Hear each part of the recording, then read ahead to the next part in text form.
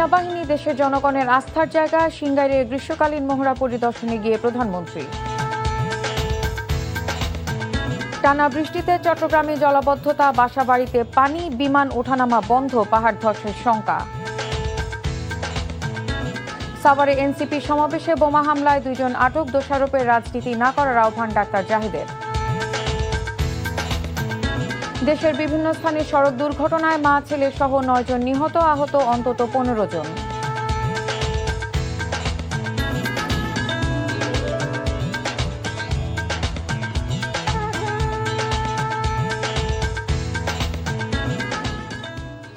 আসসালামু আলাইকুম, নার্গিস মজিদ লিমা স্বাগত জানাচ্ছি এনটিভির দেশের খবরে। শিরোনাম দেখছিলেন, এবার পুরো খবর।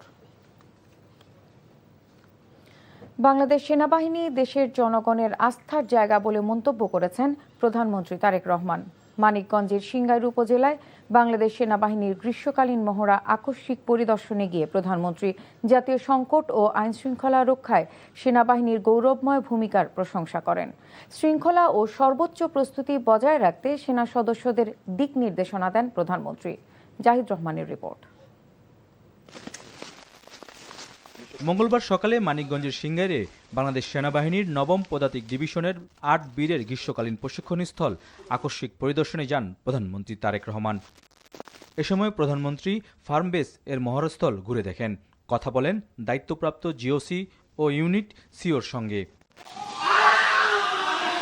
সেনা সদস্যদের পরিচালিত একটি রেড মহড়া প্রত্যক্ষ করেন সরকার প্রধান। যুদ্ধক্ষেত্রে সেনা সদস্যদের অবস্থান গ্রহণ, রণকৌশল, সমরাস্ত্রের ব্যবহার এবং বাস্তবধর্মী প্রশিক্ষণের বিভিন্ন দিক ঘুরে দেখেন প্রধানমন্ত্রী। মহড়ায় অংশগ্রহণকারী সেনা সদস্যদের জন্য রান্না করা খাবারও গ্রহণ করেন প্রধানমন্ত্রী তারেক রহমান। সরকার প্রধান সেখানে উপস্থিত সেনা সদস্যদের বলেন, বাংলাদেশ সেনাবাহিনী দেশ ও জনগণের আস্থার প্রতীক। এ সময় জাতীয় সংকট ও আইন শৃঙ্খলা রক্ষায় সেনাবাহিনীর গৌরবময় ভূমিকার প্রশংসা করেন তিনি। প্রধানমন্ত্রীর সঙ্গে উপস্থিত ছিলেন তার প্রতিরক্ষা উপদেষ্টা, সেনাবাহিনী প্রধান, প্রধানমন্ত্রীর সামরিক সচিব সহ সেনাবাহিনীর ঊর্ধ্বতন কর্মকর্তারা। Zahid Rahman, NTV news, Dhaka. টানা বর্ষণে বন্দরনগরী চট্টগ্রামে তীব্র জলাবদ্ধতার সৃষ্টি হয়েছে, ফলে চরম দুর্ভোগে পড়েছেন নগরবাসী। বৈরী আবহাওয়ায় বিমানের ওঠানামা বন্ধ রয়েছে চট্টগ্রাম বিমানবন্দরে। এদিকে পার্বত্য অঞ্চলে পাহাড় ধসে এক নারীর মৃত্যু সহ বেশ কয়েকজন আহত হয়েছে, আর রাঙামাটিতে গাছ চাপায় মারা গেছে একজন। বৈরী আবহাওয়ায় সব বন্দরকে 3 নম্বর সংকেত দেখিয়ে যেতে বলা হয়েছে। বন্ধ রয়েছে সেন্ট মার্টিন দ্বীপের সঙ্গে নৌ যোগাযোগ। ইমরুল কায়েসের ডেস্ক রিপোর্ট। টানা বৈরী আবহাওয়ায় বন্দরনগরী চট্টগ্রামের বেশ কয়েকটি নিচু এলাকায় জলাবদ্ধতা সৃষ্টি হয়েছে। ভারী বৃষ্টিতে নগরীর চকবাজার, কাতালগঞ্জ, রেওয়াজউদ্দিন বাজার, আগ্রাবাদ, বাকুলিয়া, চান্দগাঁও, পতেঙ্গা ও কোয়াইশ সহ বিভিন্ন এলাকার সড়ক পানিতে তলিয়ে গেছে। রিক্সা করে যে মানুষ যাবে সেই পজিশনও নাই, কেন রিক্সাওয়ালাও প্যাসেঞ্জার নিয়ে টানতে পারতেছে না। গাড়ি চালাতে পারি না, সকালে তো বারে জাল হয়েছে, মারতাম ফাইতেছি না। অনেক স্থানে বাসাবাড়ি ও দোকানে পানি ঢুকেছে, যান চলাচল ব্যাহত হচ্ছে নগর জুড়ে। এতে দুর্ভোগে পড়েছেন নগরবাসী। বৈরী আবহাওয়ায় চট্টগ্রামের বিভিন্ন স্কুলের অর্ধবার্ষিক পরীক্ষা স্থগিত করেছে বিদ্যালয় কর্তৃপক্ষ। আমাদের এখানে প্রচুর পানি, আমরা যাতায়াতের অনেক সমস্যা। এখানের অবস্থা তো অনেক খারাপ। ভারী বর্ষণ ও পাহাড় ধসে কক্সবাজারের 15টি গ্রামের নিম্নাঞ্চল প্লাবিত হয়েছে। জেলার রামু, টেকনাফ, চকরিয়া ও ঈদগাঁও উপজেলার বেশ কিছু এলাকায় জলাবদ্ধতা দেখা দিয়েছে। এদিকে টানা বৃষ্টিতে রাঙামাটির বাঘাইছড়িতে ধসে পড়া গাছের নিচে চাপা পড়ে এক ব্যক্তি মারা গেছেন। পাহাড় ধসের আশঙ্কায় ঝুঁকিপূর্ণ এলাকা থেকে মানুষকে নিরাপদে সরে যেতে মাইকিং এর পাশাপাশি আশ্রয় কেন্দ্র খুলেছে স্থানীয় জেলা প্রশাসন। এখন সামনে যদি বৃষ্টিপাত যদি বেশি হয় তাহলে আমরা আশ্রয় কেন্দ্র যাবে এরকম আশা ভরসা করবো। মাঝারি বর্ষণ চলছে, এখনো ভারী বর্ষণ শুরু হয়নি, কিন্তু আমরা সতর্কতামূলকভাবে পাহাড়ে যারা বসবাস করছে, আমাদের যে জনগোষ্ঠী আছে, তাদেরকে দ্রুত আমরা সরিয়ে নিচ্ছি এবং প্রয়োজনীয় সহায়তার আমরা ব্যবস্থা করছি উপজেলা প্রশাসন এবং জেলা প্রশাসন রাঙামাটি থেকে। টানা বর্ষণে পর্যটক ও জনসাধারণের জানমালের নিরাপত্তায় বিবেচনায় আগামী 10 জুলাই পর্যন্ত বান্দরবনের সবগুলো পর্যটন স্পট বন্ধ ঘোষণা করেছে প্রশাসন। পাশাপাশি বিভিন্ন পর্যটন স্পটে আটকে পড়া দর্শনার্থীদের উদ্ধারে কাজ করছে স্থানীয় প্রশাসন। রাতে মাটি ধস হইতেছে, পাহাড় ধস হইতেছে, ছোট বাচ্চা কাচ্চা নিয়ে আমরা আতঙ্কতে আছি। প্রশাসন এবং সাথে যত সরকারি দপ্তর আছে, এমনকি সিভিল সার্ভিস, সিভিল সার্জন থেকে শুরু করে হসপিটাল বা মসজিদগুলোতেও প্রচার প্রচারণা করা হচ্ছে। সকল সরকারি দপ্তর অ্যাওয়ার আছে এবং সবাই আসলে আমরা সম্মিলিতভাবে কাজ করছি। মৌসুমী বায়ুর প্রভাবে আগামী 2-3 দিন বৃষ্টিপাত অব্যাহত থাকতে পারে বলে জানিয়েছে আবহাওয়া অফিস। Imrul Kayes, NTV news desk. এই মুহূর্তে চট্টগ্রামের জলাবদ্ধতার খবর জানাতে আমাদের সাথে সরাসরি যুক্ত হচ্ছেন সেখানে আমাদের সিনিয়র করেসপন্ডেন্ট আরিজ আহমেদ। আরিজ, এখনো কি জলাবদ্ধতা রয়েছে? অফিস ফেরা মানুষের ভোগান্তির অবস্থা কেমন দেখছেন?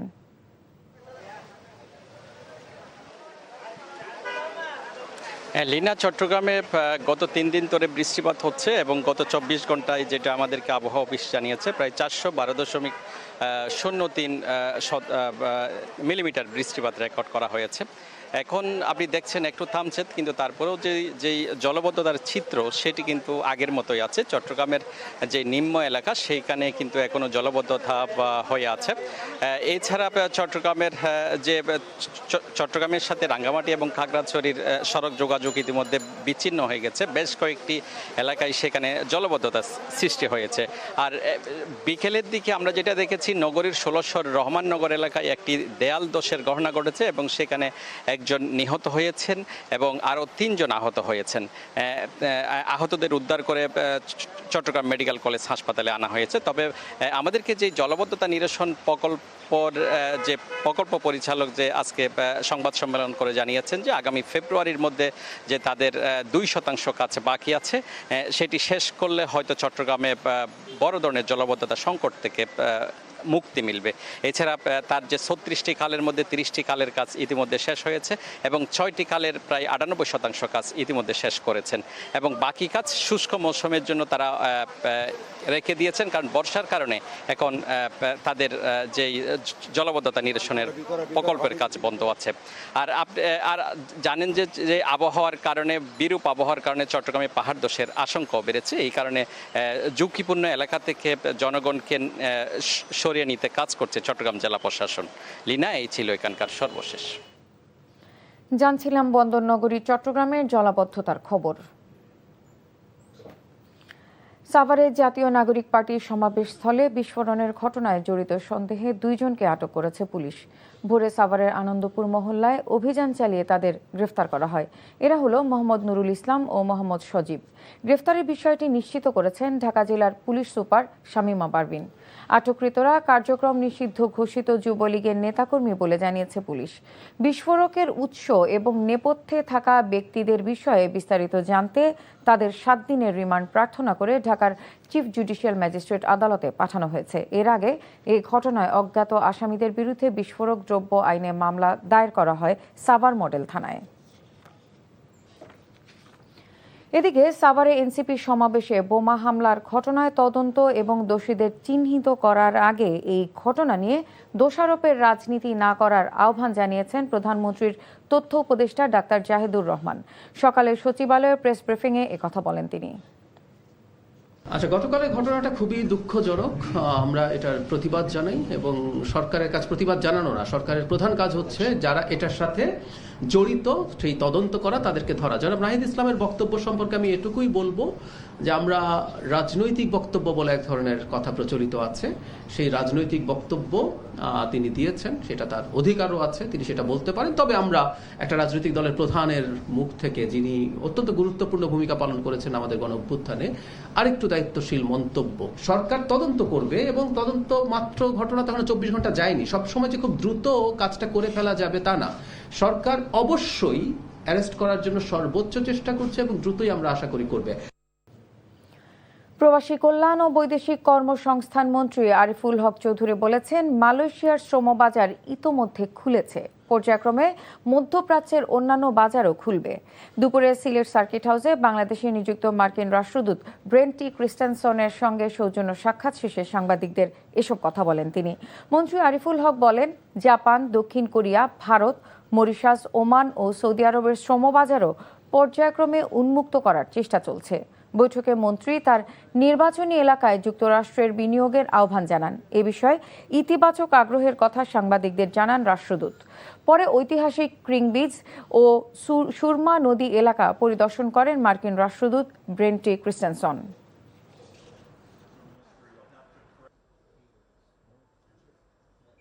Malaysia is open. আমি বলছিলাম না জুলাইতে ওপেন as soon as যা দেখুন মিডল ইস্ট সব জায়গায় আমাদের শ্রমবাজার খুলে যাবে ইনশাল্লাহ। খুলে গেছে অলরেডি, মালয়েশিয়া গতকালকে খুলে গেছে। হ্যাঁ, তো এখন আমাদের শ্রমবাজারে আমাদের মিডল ইস্টে ডিপ্লোম্যাটিক চ্যানেলে এগুলা খোঁজখবর নেওয়া হচ্ছে ইনশাল্লাহ। আমরা আমাদের জনগণের পাশে আছি।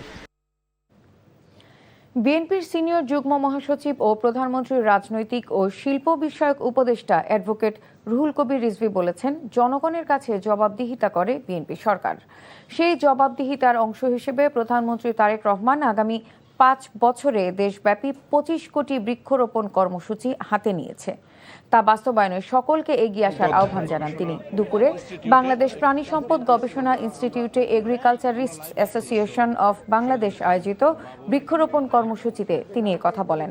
অনুষ্ঠানে মৎস্য ও প্রাণী সম্পদ প্রতিমন্ত্রী সুলতান সালাউদ্দিন টুকু, কেন্দ্রীয় কৃষক দলের সাধারণ সম্পাদক সংসদ সদস্য শহীদুল ইসলাম বাবুল ও সংসদ সদস্য ডাক্তার দেওয়ান মোহাম্মদ সালাউদ্দিন বাবু উপস্থিত ছিলেন।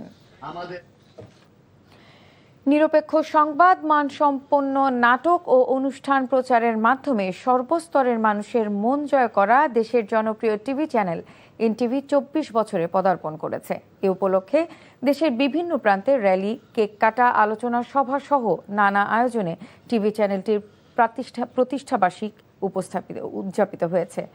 প্রতিনিধিদের পাঠানো তথ্য ও ছবিতে আহমেদ শরীফের ডেস্ক রিপোর্ট। কেমনে যাইব সেথাই হাঁটি, তোরা সবে বলে দে না পূর্ণ ঠিকানা। এনটিভির 24 বছরের পদার্পণ উপলক্ষে ঝিনাইদহে অনুষ্ঠিত হয়েছে এক ব্যতিক্রমী আয়োজন। ঝিনাইদহের হরিণকুণ্ড উপজেলার জোড়াপুকুরিয়া গ্রামের বিধবা ইসমতারার প্রতিষ্ঠিত বৃদ্ধাশ্রমে অসহায় বৃদ্ধ মায়েদের মুখে হাসি ফোটাতে এই অনুষ্ঠানের আয়োজন করে এনটিভি পরিবার। এর কারণে ছাড়া আমি মাদের পথে বেরোতে দিইনি। আমি যে সবাই হোক ডাল ভাত নুন ভাত খাইয়ে আমি তাদের রাখিছি। হয়তো আমি তাদের বেশি সুখী করতে পারিনি, কিন্তু তারা ডাল ভাতেই খুশি। অনুষ্ঠানের সূচনা হয় বৃদ্ধাশ্রমের প্রধান ফটকে বকুল ও কৃষ্ণচূড়া গাছের চারা রোপণের মধ্য দিয়ে। অতিথিরা বৃক্ষরোপণ শেষে আশ্রমে থাকা বৃদ্ধ মায়েদের খোঁজখবর নেন এবং তাদের সঙ্গে সময় কাটান। আপনারা যে ব্যতিক্রমী উদ্যোগ দেখালেন, আপনারা যে মানুষের পাশে দাঁড়ানো মানুষ হিসাবে যে আপনাদের পদচারণা, সেখানে যে আপনারা অগ্রপথিক, আবারও আপনারা সেইখানে স্বাক্ষর রাখলেন। জাতির দর্পণ হিসেবে বাংলাদেশের সাধারণ মানুষের কাছে এনটিভি অত্যন্ত বড় একটি হৃদয়ে জায়গা করে নিয়েছে। আমি এনটিভির পরিবারকে বা এনটিভির উত্তরোত্তর আরও সমৃদ্ধি কামনা করি। এই বৃদ্ধ যে মা, তাদের পাশে এসে যে এই অনুষ্ঠানটা করছি, এটা কিন্তু অনেক বড় বিষয়। এই জিনিসগুলো কিন্তু সবাই করে না, এবং এটাই কিন্তু ব্যতিক্রম। এটাই কিন্তু হচ্ছে যে এনটিভি 24 বছরে পদার্পণ করায় এনটিভিকে শুভেচ্ছা ও ফুলের ভালোবাসায় সিক্ত করেছেন সুনামগঞ্জের সব শ্রেণী পেশার মানুষ। সুনামগঞ্জ শহীদ মুক্তিযোদ্ধার জগৎজ্যোতি পাঠাগার পাবলিক লাইব্রেরিতে কেক কেটে শুভকামনা জানিয়েছেন সুনামগঞ্জ 4 আসনের সংসদ সদস্য অ্যাডভোকেট নুরুল ইসলাম নুরুল। দেশের জনপ্রিয় স্যাটেলাইট চ্যানেল এনটিভির 24তম বর্ষে পদার্পণ উপলক্ষে কুমিল্লা প্রেস ক্লাবে কেক কাটা ও আলোচনা সভার আয়োজন করা হয়। আলোচনা সভায় বিভিন্ন রাজনৈতিক দলের নেতারা ছাড়াও অতিথি ছিলেন কুমিল্লা সিটি কর্পোরেশনের প্রশাসক ইউসুফ মোল্লা টিপু। এনটিভির 24 বছরের পদার্পণ উপলক্ষে মানিকগঞ্জে বর্ণাঢ্য আয়োজনে প্রতিষ্ঠাবার্ষিকী উদযাপন করা হয়েছে। জেলা প্রেস ক্লাব মিলনায়তনে আলোচনা সভা, কেক কাটা ও শুভেচ্ছা বিনিময় অনুষ্ঠানে বিভিন্ন গণমাধ্যম কর্মীদের মাঝে উপস্থিত ছিলেন জেলা প্রশাসক নাজমুন আরা সুলতানা। কেক কাটা, আলোচনা সভা ও স্মৃতিচারণের মাধ্যমে নাটোরে পালন করা হয় এনটিভির 23 বছর পূর্তি অনুষ্ঠান। জেলা প্রেস ক্লাব মিলনায়তনের অনুষ্ঠানে অংশ নেন জেলার সর্বোচ্চ বিদ্যাপীঠ নবাব সিরাজউদ্দৌলা সরকারি কলেজের অধ্যক্ষ প্রফেসর শফিক নেওয়াজ, দেশবরেণ্য জীববিজ্ঞানী ডক্টর GNM ইলিয়াস সহ বিভিন্ন শ্রেণী পেশার মানুষ। শরীয়তপুরের ডামুড্ডায় এতিম শিক্ষার্থীদের আর্থিক অনুদান, মৌসুমি ফল বিতরণ, বৃক্ষরোপণ এবং কেক কাটার মধ্য দিয়ে উদযাপিত হয়েছে এনটিভির 24তম প্রতিষ্ঠাবার্ষিক। একটি এতিমখানা ও মাদ্রাসায় 2 শতাধিক এতিম শিক্ষার্থীকে নিয়ে ব্যতিক্রমী এই আয়োজনের মাধ্যমে এনটিভির প্রতিষ্ঠাবার্ষিক উদযাপন করা হয়। এই সময় প্রশাসনের কর্মকর্তারা সহ স্থানীয় গণ্যমান্য ব্যক্তিরা উপস্থিত ছিলেন। আহমেদ শরীফ, এনটিভি নিউজ ডেস্ক।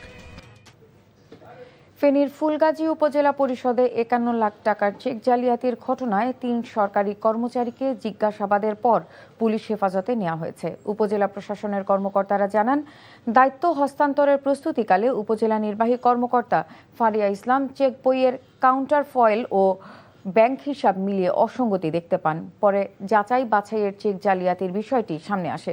পরে 3 কর্মচারীর বিরুদ্ধে থানায় মামলা দায়ের করা হয়। এদিকে পুলিশ জানায়, তাদের বিরুদ্ধে চেক জালিয়াতির অভিযোগে মামলা হয়েছে। তদন্ত শেষে প্রয়োজনীয় আইনগত ব্যবস্থা নেওয়া হবে। চট্টগ্রাম বন্দরের কন্টেইনার টার্মিনালগুলোকে কোনো অবস্থাতেই বিদেশিদের হাতে তুলে দেয়া যাবে না বলে মন্তব্য করেছে বন্দর রক্ষা কমিটির নেতারা। তারা জানান, দেশের স্বার্থ উপেক্ষা করে বিদেশিদের হাতে তুলে দেওয়ার পায়তারা করলে সারা দেশে কঠোর আন্দোলনের মাধ্যমে তা প্রতিহত করা হবে। দুপুরে চট্টগ্রামের একটি হলে আয়োজিত বন্দরের এনসিটি সিসিটি ইজারা বাংলাদেশের অর্থনীতি, জাতীয় নিরাপত্তা ও সার্বভৌমত্বের ভবিষ্যৎ শীর্ষক গোলটেবিল বৈঠকে বক্তারা এসব কথা বলেন। অবিলম্বে বিদেশিদের সাথে করা চুক্তির পূর্ণাঙ্গ শর্ত, আর্থিক কাঠামো, মেয়াদ, রাজস্ব বন্টন ও জাতীয় স্বার্থ রক্ষার বিধান জনসম্মুখে প্রকাশ করার দাবি জানান তারা।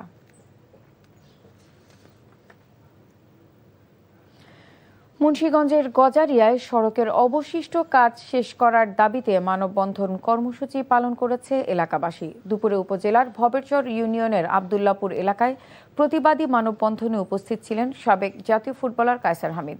পরে একটি মিছিল আবদুল্লাপুর গ্রাম থেকে শুরু হয়ে ভবেরচর বাসস্ট্যান্ডে গিয়ে শেষ হয়।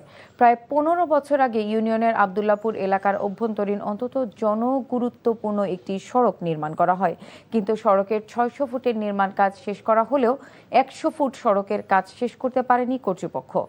এতে স্থানীয়দের চলাচলে চরম দুর্ভোগ ও বিড়ম্বনায় পড়তে হচ্ছে। দ্রুত সড়কের অবশিষ্ট নির্মাণ কাজ শেষ করার দাবি জানান ভুক্তভোগীরা।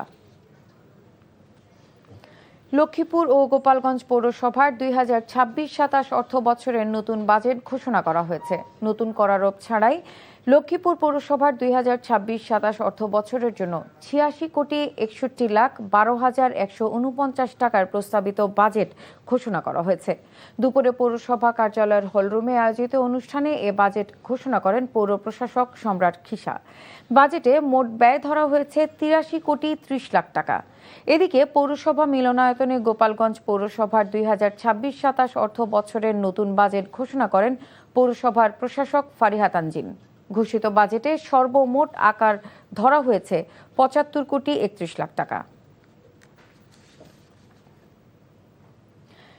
মেহেরপুরে মাটির নিচে পুঁতে রাখা স্বর্ণালংকার চুরি করেছে দুর্বৃত্তরা। তবে চুরির পুরো ঘটনাটি ধরা পড়েছে বাড়ির সিসিটিভি ক্যামেরায়।